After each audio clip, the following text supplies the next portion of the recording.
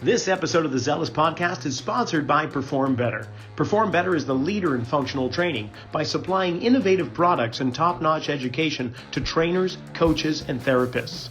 Check out the brand new Perform Better app, designed for professionals who want to stay on top of their game. This free app features education from the world's best. You'll learn from industry leaders including Mike Boyle, Gray Cook, Sue Falzoni, Charlie Weingroff, and many more. Topics range from strength and conditioning, program design, nutrition, business, and marketing. Just go to performbetter.com. Welcome back to another episode of the Zelos podcast. I'm Rocky Snyder, and I got a little trivia for you. We're going to be talking with some guys in a particular sport where it's 15v15. That's 15 players on each side of the field, and you've got guys that are named hookers and locks, and, well, there's a guy called number 8, and if you don't know what that sport is, I got to tell you, you got to get accustomed and aware of it because rugby is all over the world. And of course, in the U.S., we're kind of slow on the uptake, but not for much longer because we now have Major League Rugby. And one of the teams that is new to the sport in America, at least with Major League Rugby, is the New England Free Jacks. Now, being a New Englander myself, I know what a Free Jack is. That's basically those revolutionary figures who got away from the Union Jack and became free and not under the power of King George. So they were called Free Jacks. And the New England Free Jacks, well, they're fighting their own kind of battle with grit on the field. And I'm going to welcome in Randy Ashe, who is the head athletic trainer of the New England Free Jacks, as well as Jared Collinson. And Jared is the strength conditioning coordinator or strength conditioning coach for this rugby team. So guys, welcome to Zelos. Rocky, thanks for having us on, man. Good to have you both. It's kind of nice because typically I'm either talking with either an athletic trainer, physical therapist, or I'm talking to the strength coach. But to have you both on together, that's kind of a treat because we can kind of go back and forth. Because honestly, you guys, I'm sure, just like interwoven in with my fingers here, you guys are pretty tight in regards to communication and dealing with players' issues, whether it's getting them to return to sport, prehab, rehab, strength conditioning. You guys are pretty much joined at the hip. Is that accurate? Yeah, absolutely. I mean, the relationship that the strength coach and the athletic trainer have is very pivotal.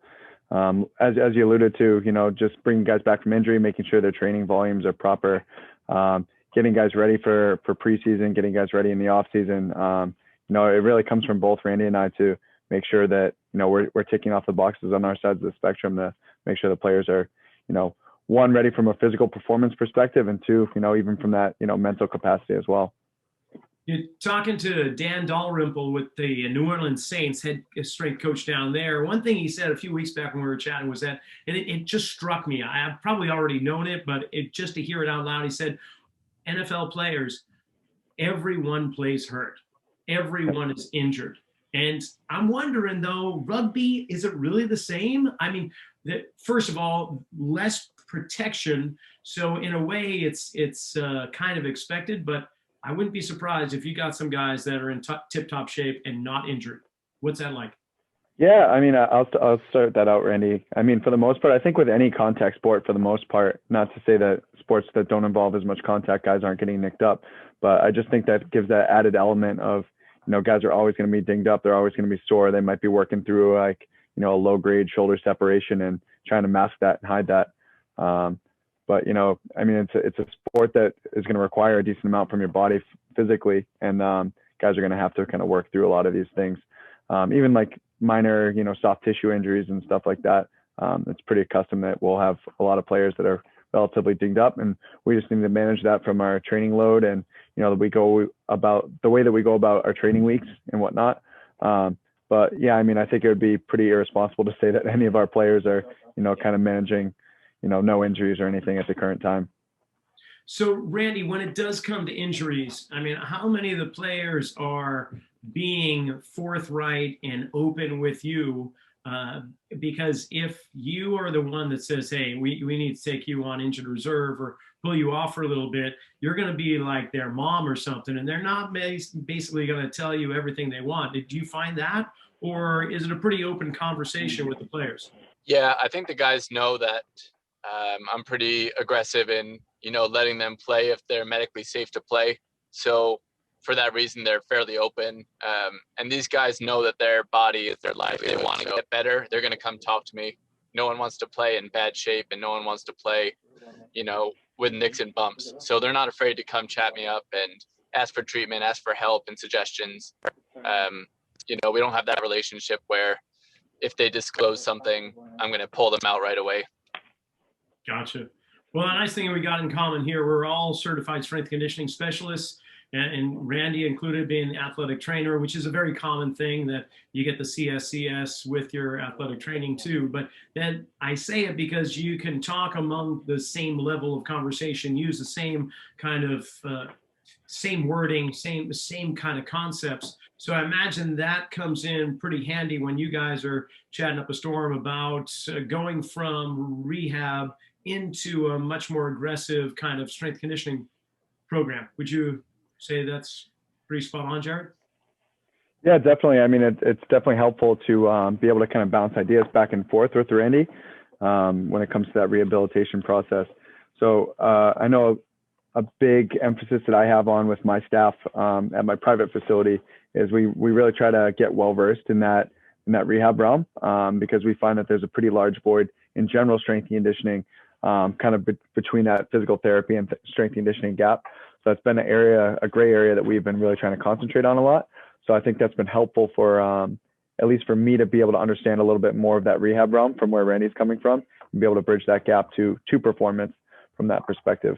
But yeah, just having common language, having common terminology is always going to be, super helpful in terms of, clear, concise communication between the two of us. That's really something cool to talk about. Bridging the gap between the rehab professionals, the physical therapists and athletic trainers, and the strength coaches. I myself in my facility have been doing the same thing for the last couple of decades, and there's certain kind of approaches that we take, but I'm curious as to yours. How are you bridging that gap? How are you narrowing that chasm between rehab and conditioning? Well, I think the biggest thing, and I mean, not to go down a rabbit hole or anything, is, obviously insurance dictates a lot of physical therapy and what people can get for treatment. So, in my personal facility, I'll send some people Randy's way as well. But I also have some physical therapists that I know that work out of pocket that are going to kind of lead them in the right direction, that can kind of help me in that direction and, say, hey, they might not be ready for this yet, but here's some good ideas and avenues that you can go with this athlete. So it's helpful to have someone that's more on that rehab side that can kind of give me the blueprint to go forward with, and say, here's the yeses, here's the nos, and go forward with this stuff, and I can kind of take that and run with it. And that I run the same thing with Randy, where I'm saying, hey, this is what I think that they can be able to do right now. This is what I think they should probably try to avoid. And Randy can kind of give me some suggestions as to how we can microdose those things that might be a bit challenging for them, at least initially, and how we can kind of progress that up. Yeah, that's exactly what I was going to ask you, is like, in terms of progression and regression, do you have specific guidelines or general ideas as to your approach to progress or regress? Yeah, I mean, well, I think you just with a basic understanding of strength and conditioning, you can know that faster things are going to be a little bit more stressful. Things with more eccentric force are going to be a little bit more stressful.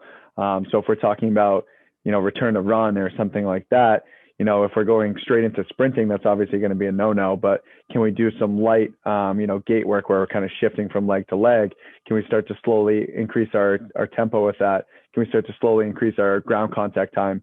So just understanding those foundational principles of how to regress things and how to progress things, and then building that tolerance into it. If you have those ideas of what's going to make this exercise harder or easier, you can kind of dial up an exercise or dial back an exercise. For instance, I could have someone doing a skip variation where if they're going full balls to the wall, that's going to be a pretty stressful exercise, and obviously that's going to carry over into sprint mechanics and helping someone get faster. But I could also put a band around their waist and have them go out so they're taking some of their body weight off and they're not creating as much impact into the ground. Or I could cue them to be a little bit softer, have longer coupled ground contact so that they're not creating as much force into the ground. So someone that's coming back from maybe some sort of knee injury that doesn't want to get full terminal knee extension under lots of amounts of force, we can kind of cue them into having softer ground contacts and then slowly increasing that through the weeks as they, become more able and, physically able to do that. And Randy, how many athletes do you have typically that are on injured reserve? Because we're talking 15 starters, but you've got your 7 alternates. Do you have backup players aside from those 22 that are coming on that are like your practice squad that you bring on? Or, how many guys are you typically dealing with, Randy? Yeah, we have anywhere from 30 to 35 guys that are, within our network, within our tier 1 bubble, you can call it, in these COVID days. So we're pretty healthy right now. We're doing good. I'm proud to say that we have 0 man games lost due to, a soft tissue, a muscle tear type injury. And I credit Jared and his staff a lot for that because they do a really good job of identifying players' gaps and, where they need to gain mobility, gain strength, whatever it may be.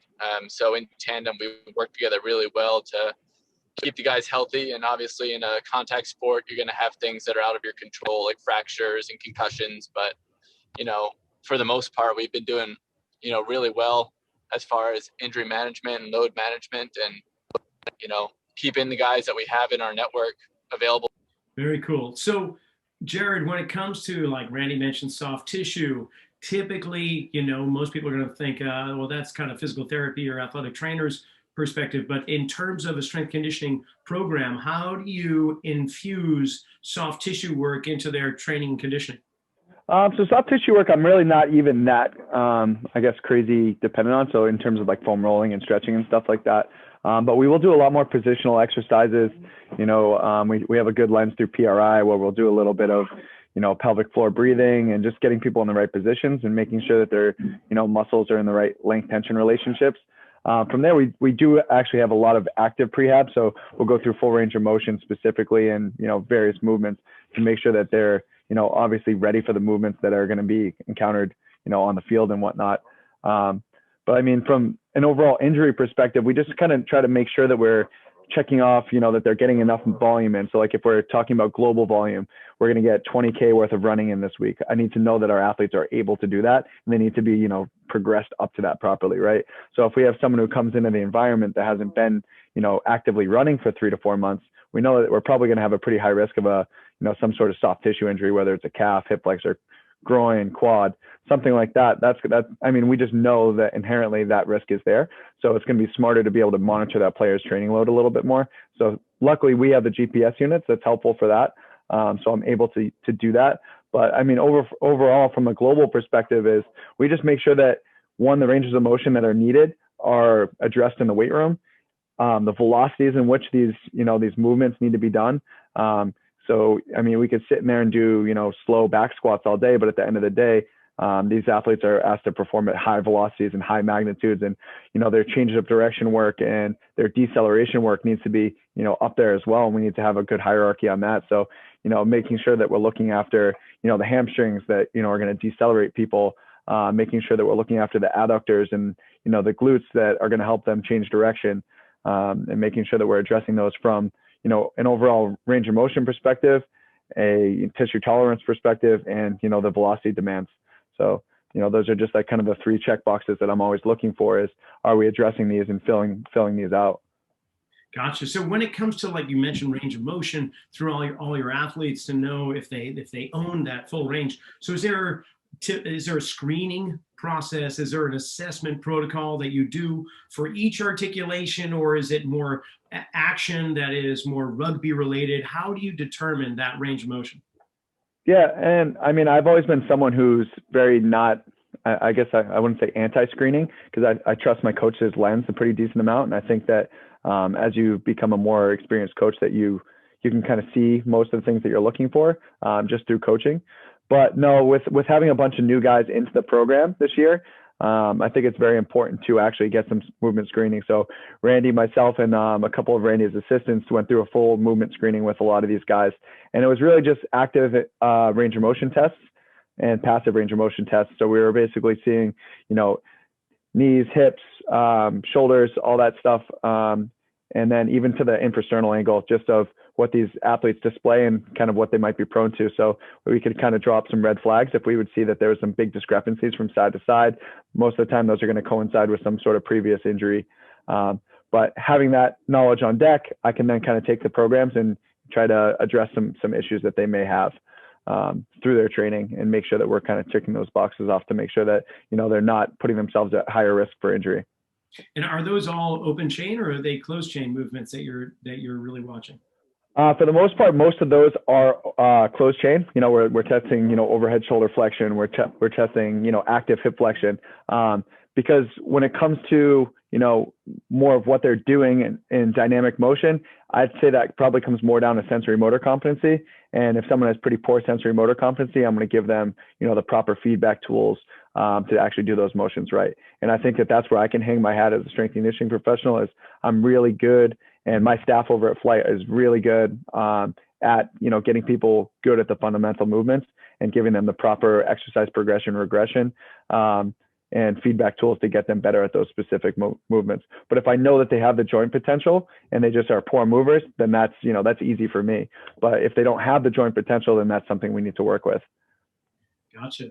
Now you've got a whole bunch of different positions, just like, say, NFL team, and therefore the punter, the kicker, the QB are going to be different than the linemen in the NFL. You've got the locks that are like the tall timbers, as they're called. You know, these guys are like Gronkowski, 6'5", 240, and they're beasts. And then you've got the hookers, or you've got the halves that are supposed to be the fastest and the most fit. How do you create programs that are catering toward their positions? How is it that you're developing strength conditioning, and how does it carry over into each individual athlete's position?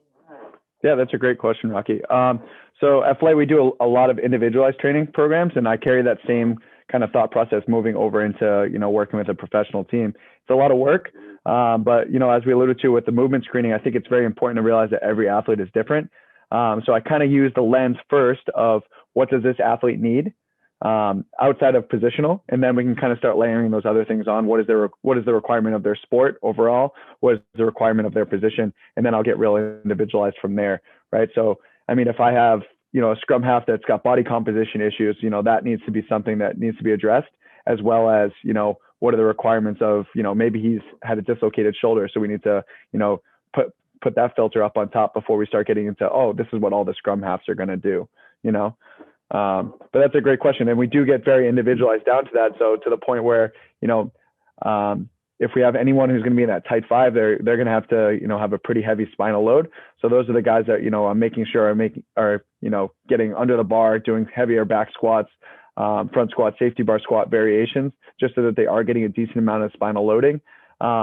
And then when I get to more of the, you know, your flankers, your back rows, your backs, your outside backs, you know, I'm really making sure that those guys are quite mobile and able to, you know, get in and out of cuts and, you know, be able to be rather explosive as well. So obviously each position in the sport is going to have different, you know, requirements athletically that the athletes are going to excel at. And, you know, it's about finding their superpowers and honing those and, you know, getting them better at the things that they're maybe not necessarily as good at naturally. So with your front five, and you mentioned about axial loading the spine, but you're not going to carry that completely into the season, I imagine. What you've got, what is it, 18? No, how many games in a season? We have, 16 games in a season, 16 over 18 games. weeks. You're several games in right now. You guys haven't lost a home game. Congratulations on that so far. But I imagine that all those players, you're not really, or correct me if I'm wrong, but you're not going to be doing some max loading of their spine in the middle of the season, are you? I mean, for the most part, I'm never someone who's going to do 1 rep max testing or even 3 rep max testing. For a lot of these guys, I'm probably going to keep their RPs somewhere around an 8 or a 9. But it is important to obviously taper, and, you know, we can't think that they're not going to make strength gains in season, because, you know, a lot of these athletes are playing year round. So if we're not, you know, challenging them from a load perspective and a progressive overload perspective, then, you know, they're just going to fizzle out in a couple of years anyways. But I think if you're relatively strategic in the way that you plan and the way that, you know, the athletes recover, I think that you can actually load these guys pretty hard and make sure that they're, you know, fulfilling those requirements, you know.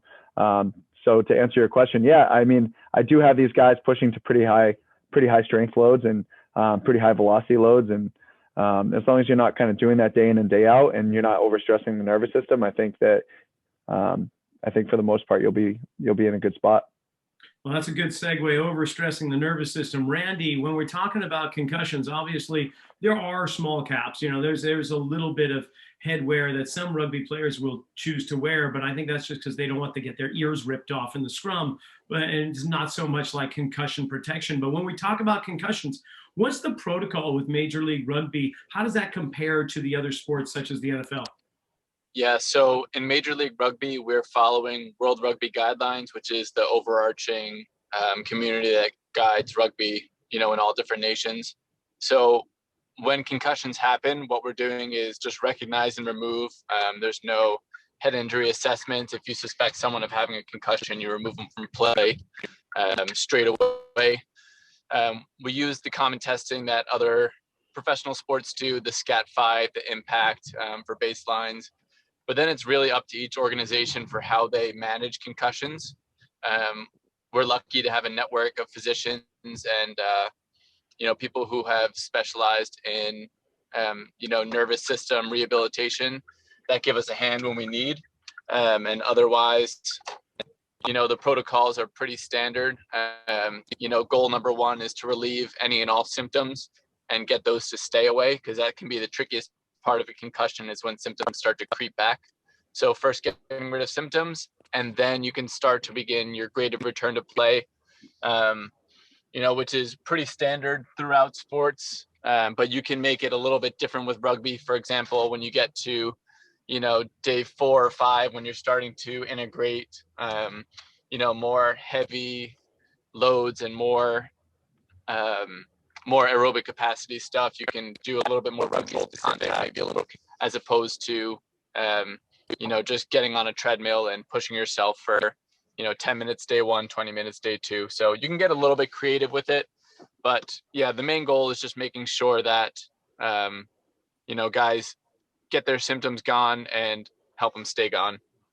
So concussions, they're relatively easy to detect because they are the ones where it's obvious they've gotten hit, they've smashed into the ground or another player and so on. But what about the subconcussive injuries that is much more prevalent in a match? Do you guys have, or Major League Rugby, in fact, I don't know the answer with the NFL either, but are there protocols or screenings, some type of protocol set up for screening subconcussive injuries, or is it so kind of nebulous or discrete that it's hard to detect?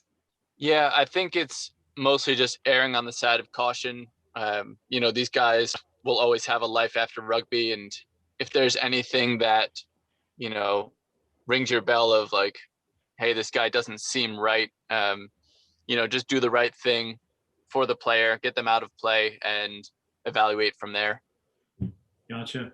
Now, the other injury that has been coming up here in the conversation was shoulder separation. So, Jared, when it comes to strengthening the body, how obviously most of the tackles are going to occur shoulder first, and that's, I'm sure, where a lot of the separation is going to come into. So much blunt force right into some heavy moving object coming the opposite direction. What kind of steps do you take, if any, or strategies do you create to help reduce the likelihood of shoulder separation when we're talking in the gym? Yeah, no, that's a great question. And I went through a lot of stuff in the preseason with these guys to kind of prepare them the best that I thought we possibly could. So going back to joint potential, obviously having the ability to have more range of motion is going to be helpful. If you think of somebody who's got pretty bad posture with their shoulders rolled forward, they don't have much room for movement with their shoulders to, protract and retract. So having the ability to protract and retract and having good shoulder mechanics is obviously going to be something that we're going to strive for. So range of motion obviously is number one, but number two, if you just think about, if we put some body armor on them, if we do some hypertrophy, get some muscle mass on their shoulders, on their chest, on their upper body, that's going to naturally protect them a little bit more. But from an exercise selection standpoint, similar to any sort of lower body plyometric, we want to make sure that they can absorb force pretty well. So we do a lot of different stuff of, depth drops, push-up depth drops, stuff like that, going side to side. So we're changing the angles of where the shoulders and where the hands and elbows are absorbing force from. And we can obviously make that more difficult by, increasing the height of which we're dropping to, increasing the magnitude of how fast we're going back and forth. With some of the heavier guys that might not be as strong through the upper body and be able to absorb as much force, we might add some, band assistance to help them get in and out of that a little bit quicker. But I mean, from a shoulder separation perspective, again, Randy said some of these things are just, they're freak accidents, and they're the way that our body is placed in the sport. And because sport is so dynamic, it's hard to prepare so much from the weight room. But I think that you'd be doing a little bit of a disservice if you weren't training a lot of eccentric strength in the upper body, whether that's, bench pressing with the eccentric emphasis, which is something that was pretty heavily done in the preseason that I did with the guys. Also just doing isometric work there as well. But yeah, doing upper body plyometrics, lots of plyo push-ups and crawling variations and stuff like that, so people can build some tolerance in their shoulders and really work through that joint potential. And I kind of alluded to it earlier of just training in the proper magnitudes, because doing a slow bench press isn't the same thing as taking a hard hit into your shoulder, right? You need to be able to absorb that really quickly and have that elastic response of being able to bounce back. So making sure that we're addressing that side of the spectrum as well is very important.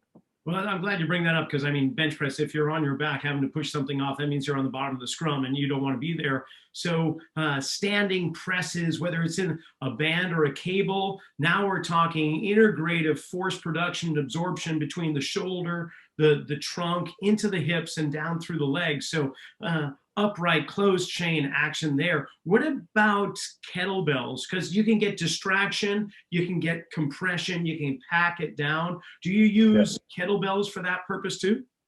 I wouldn't say that I use kettlebells all that much for that stuff. I'm not saying it's a bad tool. I like to use landmines quite a bit, and I'll get pretty dynamic with that, whether starting out again on like more of a regression scale would be, like a half kneeling landmine press, and then we get up to like a standing landmine press. And some of the power stuff that I do will be like stepping landmine jammer presses. So guys are kind of getting, like you said, they're getting a bit of gait mechanics, they're getting some power, some speed through that as well. And then obviously as it's coming back down, they have to yield a little bit more. So now they're yielding under force, which is, obviously what's happening in some sort of an impact situation. Okay, just between you and me, I'm wondering, do you ever use super bands around the landmine? And for those listening, if you don't know what a landmine is, you basically take an Olympic barbell, put one end on the ground, insert it into a cuff or into the hole of a plate so that it can pivot and push. And you take the other arm and the other end, and you're having it in your hand. You're doing different dynamic movements with it, but it's kind of at a fulcrum where you are pivoting on this lever. But if by putting a band around it at the very furthest range of motion, you're going to receive the most amount of stretch in that band, therefore varying resistance, which would be kind of the opposite of what would normally occur without the rubber band. Do you play around with those concepts in terms of just loading into the body? Of course. That's going to help. And so, like I said, I like to do that for like some stepping presses. I'll have them stand on the band, so it's giving them, they have to overcome the band as they're coming through. I also love it as like a bilateral power exercise. I'll do a landmine push press, both hands on the bar, little dip, quarter squat. So I have a lot of my tight five guys that are lifting do that. That's kind of one of their primary power movements. Just some heavy landmine push press. I also have a trolley jammer that I attach to one of our Rogue squat racks. That's pretty nice as well. It doesn't have as much free range of motion as the landmine, but you can get pretty dynamic with it, with jamming that thing up pretty hard. My favorite variation that I'll do with the landmine is actually have a band attached to the squat rack, and they'll actually press and row at the same time, so they're getting a lot of rotational qualities.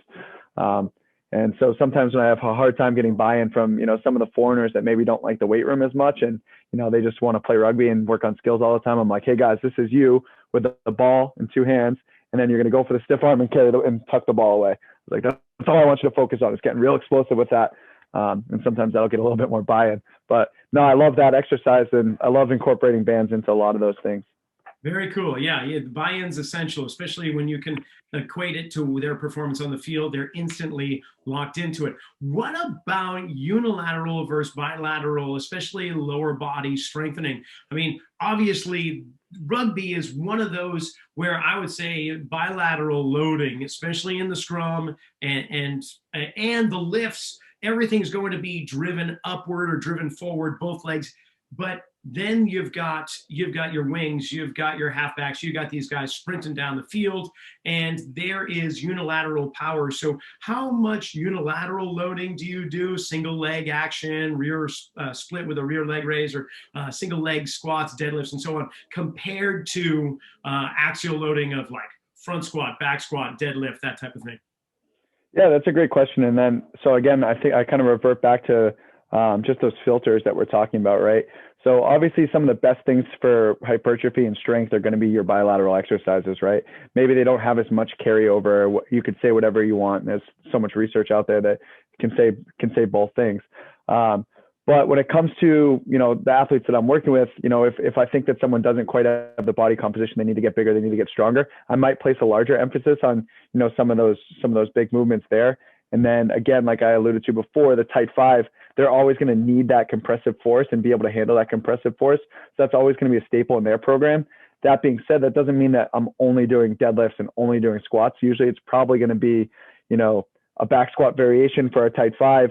And then probably more of a unilateral hip dominant exercise as their, accessory work later on. The ideal thing for me is I'm always trying to get people more towards unilateral, because I think that that's going to make them more quote unquote athletic, or help carry over to sport a lot more. Because, in the sport of rugby, the only part in rugby where they're, in a bilateral stance and, forcefully driving effort is going to be the scrum, right? Even like you could say tackle technique and stuff like that. We're never in a perfectly bilateral stance with our feet. We're probably going to be bilateral asymmetrical in terms of some sort of front back position or side to side position. So that's why I do place a large emphasis, and most of my programming is going to be unilaterally driven. But like I said, more so those people that I think need to get a little bit bigger, a little bit stronger, I might place a little bit more emphasis on those guys. That being said, I do a lot of bilateral movements for power, hex bar jumps, trap bar jumps, even squat jumps, or, the Olympic lifts. I do a lot of Olympic lifts with our guys. So you could put that in the category of bilateral strength and bilateral power. And in terms of foot positions or stances, do you stagger them out, or do you try to keep them symmetrical? Because exactly what you said, there's going to be some bilateral asymmetric stances that they're in. So are you training that? Is there frontal plane motion where you're going to want them to laterally shift under load? Or is there a rotational component where the pelvis is rotating while it's descending or ascending? Like, do you start to tweak around with that? Oh, 100%. Again, like when it comes to like back squatting and deadlifting, I'm not really going to go and change those stances all that much.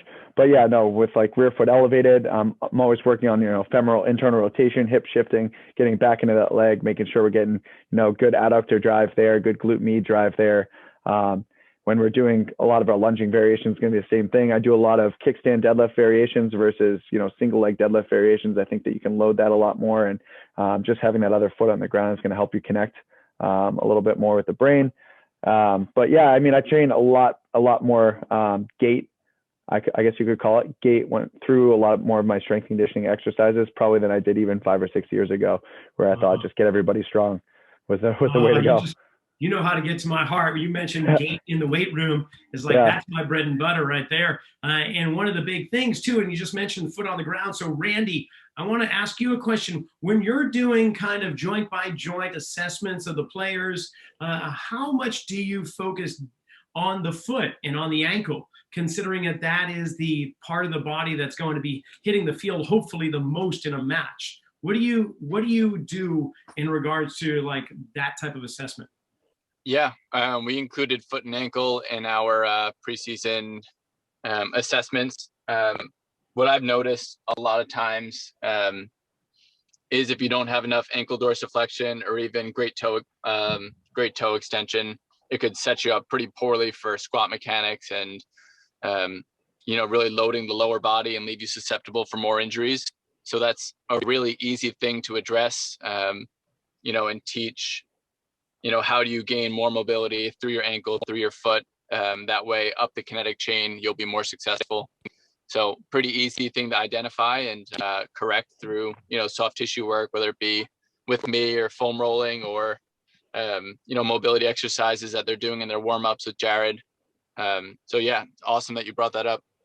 Well, it's cool. I'll take it even one step further. If you don't have proper dorsiflexion of the big toe or dorsiflexion of the ankle, you're not going to be able to load into the hip so much to decelerate into flexion and absorbing impact. And therefore, the glute hamstring complex and other muscles aren't going to be really loading into it. And therefore, absorption is going to be minimized. And I would predict that shoulder separation is at a greater rate of occurrence for those athletes that don't have proper dorsiflexion of the big toe. So that would be curious. Like if I could touch base with you but next year or whatever and plant that seed in your mind, I'd be curious to see if there is a correlation between like ankle flexion and shoulder separation. But when it comes to the mobility drills, the movements that you give the athletes, and then you carry them over to Jared and say, okay, here you go. These are the things I want to do. How often do you come back to that player, revisit it, readjust the mobility drills or the soft tissue work and foam roll and say, okay, this is what I want you to do? Or is it kind of like just case by case, they'll come back when something happens? Or how is that work? Yeah, I think the feng shui in our organization, at least, I do a lot of manual therapy. So getting hands-on into people's muscles, joints, etc. And then I'll send them to Jared. And now with this, greater range of motion or better tissue quality, they're able to do more in the gym and more with Jared. So I'm doing the hands-on. And we also have great assistant athletic trainers too that transition between the athletic training room and the gym. And bridge that gap even more so. So we're all really tightly connected with our communication within our work. So yeah, I'll get them that greater range, and then Jared will hammer in, what they need from a mobility or strength standpoint. And we don't really have to tweak too many people unless they're getting, different injuries in games. Gotcha. Now, as we kind of carry on into the season, teams typically, this is where injuries are well, they get injured at the beginning of the season, typically because they're just getting into conditioning and depending on what they did with the preseason. But now you're halfway into the season. This is where the critical areas come into play with athletes and their longevity and their health. Is there something that you do midway through the season that's any different than, say, at the beginning of the season, whether it's with athletic training or strength conditioning? Do you guys have like, okay, we're at the halfway point, now it's time to shift gears into this element? Is there anything like that? Yeah, well, I mean, just to the weight room and whatnot and loading, again, through the GPS, we will have, high, medium, and low weeks, and we'll have those planned out, knowing around our weekly turnarounds, right? So we might have a game on Sunday away, and then have another game home on Saturday, or even another game away on Saturday. So that you might only have 3 days of training that week, right? So if we're playing on Sunday, flying home Monday morning, Monday's kind of a wash. We know we have Tuesday, Wednesday, Thursday, and then we have to fly out again Friday. So it's being very strategic about how you plan those weeks out in advance, knowing how many days that you can have for training, how many days you can have for recovery, and then being smart about your loading there, right? So if I know that I only have a 5-day turnaround, that might be a week where we might try to plan out, a low training volume week to keep the guys fresh. If we have, a longer turnaround, let's say we play on Saturday at home, then we're playing the following Sunday at home. Now we have +1 in terms of days, so we can give them, Sunday off, and then Monday we can come in and be nice and slow and, do more of our learnings and not really put too much physiological stress on the guys, maybe get a good weight room session in, but not put too many meters on the guys. And then we can come in and hit the field hard on Tuesday. So now they've had kind of almost 2 full recovery days. And then we can rest again on Wednesday. And then we can kind of put it more on pace on Thursday, captain's run Friday. And we can be pretty smart about the way that we load those guys. So I think that that's very important in terms of, macro planning of the season, of knowing what your weeks look like, how much travel you have to account for, and then how we can break down the micros of, what the week should look like, and then, the individual sessions themselves. So in any sport that's kind of just birthing its existence and trying to grow, sometimes players will be part-time players where the salaries will not be enough to sustain their lifestyle or just their day-to-day, so they have to moonlight in other occupations. Is that the case with the Free Jacks, or is everybody just full-time athletes for the season? And I would love to say that all of our athletes had the opportunity to, solely focus on rugby. But yeah, no, there's quite a few of them that, have day jobs or night jobs or other things that take them away. So we obviously have to be pretty cognizant of that in terms of just knowing that they're not going to have, some of the same recovery or some of the same, learning opportunities. They might have to miss a training session or two throughout the week. So we have to be very cognizant of that and making sure that they're getting that training volume in if they're, lacking the training volume, or making sure that they're, getting to bed on time, or, getting their recovery in somewhere else, because, at the end of the day, we need to put them in a good position to succeed. Yeah, I was wondering about that because now it would be so much easier, obviously, and you'll agree that if you had just a full-time athlete and this is their occupation, this is their career, they're going to dedicate everything they can, every waking moment to it. And periodizing a program and laying it out step by step is relatively easy. But you get somebody else that is working for UPS on the evening shift and then coming in and trying to train. Not only is there maybe potential sleep deprivation, which could increase the risk of injury, but you're dealing with a person who has two separate priorities trying to combat one another. So long-winded kind of story there. I'm just wondering, what kind of metrics do you use to determine when somebody is kind of in the training zone? When are they more of a red warning, like, okay, we're going to take it easy on these, and when the person's in the zone, yeah, we're going to push hard? Like, do you use resting heart rate, and do you measure it over time to see what their trend is like? Is it blood pressure? Is it just other tech stuff? How do you determine when you can really amp up an athlete and when it's time for them to have an easy day? No, that's a great call. Unfortunately, we don't have the equipment that I would like to have, whether it be Whoop or, something where we can do, use heart rate variability as a, a good precursor for that. But what I do use is just a Google survey that I send out every day, and the guys will fill it out. And the questions that I'll ask in there is, what's your body weight? What was your activity yesterday? Was it strength conditioning? Was it rugby? How many minutes of each did you do? What was your exertion level of each of those? What's your level of fatigue? And then what's your level of muscle soreness? And so I can kind of use that as a gauge. And I have it kind of it's all set up so it goes right in a graph, so I can see if we're trending up, if we're trending down. If all of a sudden I start seeing sleep going down and, soreness going up, I might, have a conversation with that athlete. Hey, what's going on? Oh man, I just worked, 3 doubles in a row and training's been pretty tough this week. I'll be like, hey, let's take it easy. Let's take a couple sets off your primary lifts here. Or, it might be a conversation that Randy and I might have with the coaches and say, hey, this guy's, he's overworking a little bit, and, this might be a easy week for, Joe Schmo over here, but, for Mike over here, who's working the doubles and he's also training this, like he's starting to redline a little bit. So we need to keep that in, consideration with our macro plan, because ideally our macro plan is set up so that everyone will be fresh all the time. But, like you said, there's other environmental factors that can, kind of take play there.